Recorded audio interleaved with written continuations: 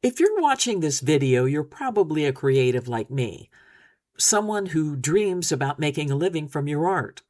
And like me, you're probably not an influencer, just an average Joe or Jill hoping to launch or grow your own small art business.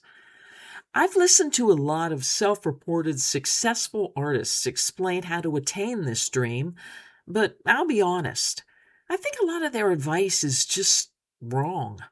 And that leads me to wonder how much practical experience they actually have at running an art business.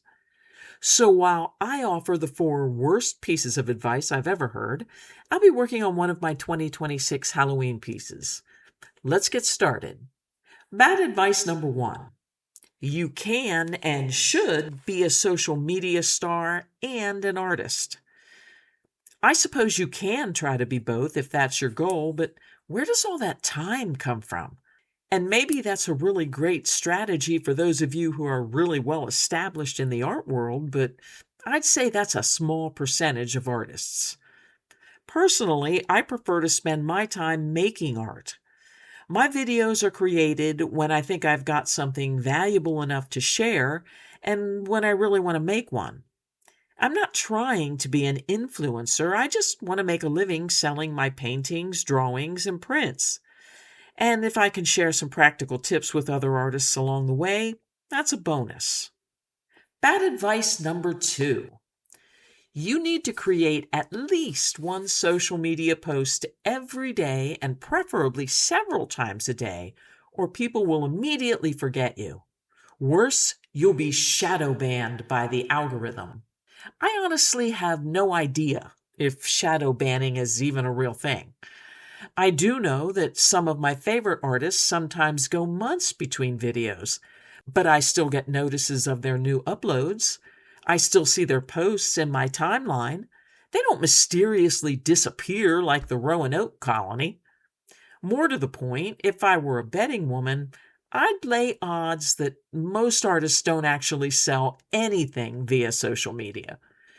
Instead of letting social media convince you that you have to be glued to their platforms all day, why not spend your time making art for an upcoming fair or a festival or a call for artists? Bad advice number three. If you're going to sell art in real life, it can only happen at really, really expensive art fairs. Look, I agree that if you're an artist selling originals for thousands of dollars, farmers markets probably aren't your best venue. If, on the other hand, you sell prints, stationery products featuring your art, or even reasonably priced originals, a $30 or $45 table fee is the most inexpensive exposure you can buy.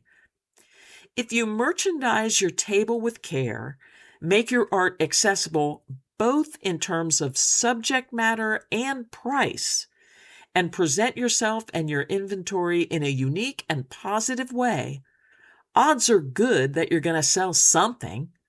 Will you make thousands of dollars at a farmer's market or community fair? Highly unlikely. But there's a good chance you'll recoup your table fee and maybe even make a profit after expenses. Either way, you've just marketed yourself to any number of potential collectors and customers who may tell friends about you, who might visit your website after the show, or could even return to see you at your next show. And finally, bad advice number four. Your art booth must look like the setups used by all of those folks giving bad advice. Certainly, safety is a priority, don't get me wrong. Whatever display you create should be appropriate for weather and climate conditions. Always protect yourself and others. But you don't need to spend tons of money on trendy wire display cubes or fitted tablecloths just because you saw it in a YouTube video. You don't need a fancy cash register-like point-of-sale stand when a cell phone card reader, which is often provided for free or very little cost, does the exact same thing. You don't need custom display shelves when items you already own like wooden crates, old wooden step stools, folding card tables covered in vintage tablecloths, and recycled cardboard boxes prettied up with some peel and stick wallpaper offer far more charm and personality.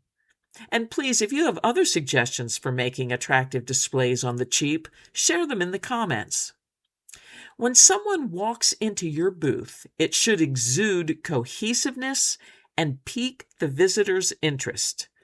You are the only person who can create the perfect vibe to showcase your work, not someone you've never met.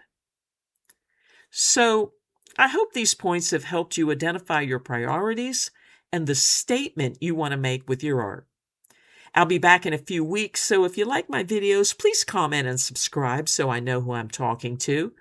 My YouTube content is free and always will be.